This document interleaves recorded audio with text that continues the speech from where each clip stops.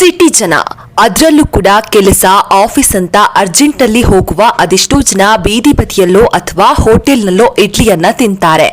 ಇಡ್ಲಿ ತಿನ್ನೋಕೆ ಆಗಿಲ್ಲ ಅಂದ್ರೆ ಅಟ್ಲೀಸ್ಟ್ ಪಾರ್ಸಲ್ ಆದ್ರೂ ತೆಗೆದುಕೊಂಡು ಹೋಗ್ತಾರೆ. ಆದ್ರೆ ಇಡ್ಲಿ ಪ್ರಿಯರೇ, ನಿಮಗಿದೊಂದು ಶಾಕಿಂಗ್ ಸುದ್ದಿ. ಯಾಕಂದ್ರೆ ಇಡ್ಲಿಯಲ್ಲಿ ಕ್ಯಾನ್ಸರ್ ಕಾರಕ ಅಂಶ ಪತ್ತೆಯಾಗಿದೆ. ಹಾಗಂತ ಎಲ್ಲಾ ಇಡ್ಲಿಯಲ್ಲೂ ಕ್ಯಾನ್ಸರ್ ಕಾರಕ ಅಂಶ ಪತ್ತೆಯಾಗಿಲ್ಲ.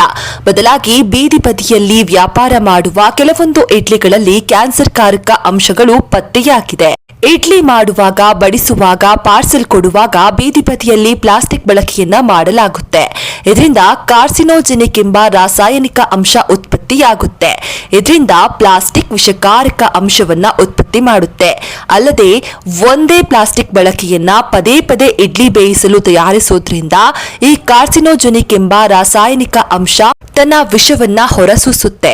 ಆಹಾರ ಹಾಗೂ ಗುಣಮಟ್ಟ ಇಲಾಖೆ ಬೆಂಗಳೂರಿನ 250ಕ್ಕೂ ಹೆಚ್ಚು ಭಾಗಗಳಲ್ಲಿ 500ಕ್ಕೂ ಹೆಚ್ಚು ಇಡ್ಲಿ ಸ್ಯಾಂಪಲ್ಗಳನ್ನ ಪರೀಕ್ಷೆ ಮಾಡಿತ್ತು.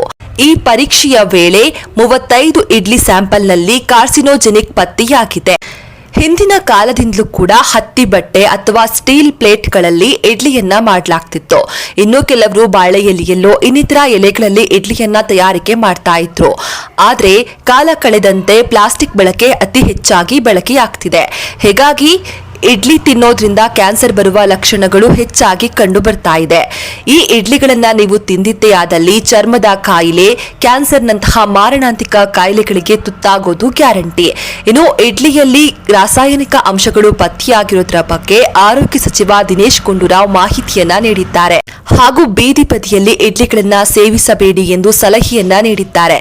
ಇನ್ನು ಪ್ಲಾಸ್ಟಿಕ್ ಹಾಳೆಯ ಶಾಖಕ್ಕೆ ಇಡ್ಲಿ ಹಿಟ್ಟು ಒಗ್ಗಿಕೊಂಡು ಹಾನಿಕಾರಕ ಅಂಶ ಬಿಡುಗಡೆಯಾಗುತ್ತೆ ಅನ್ನೋದು ಪ್ರಯೋಗಾಲಯದಲ್ಲಿ ತಿಳಿದು ಬಂದಿದೆ.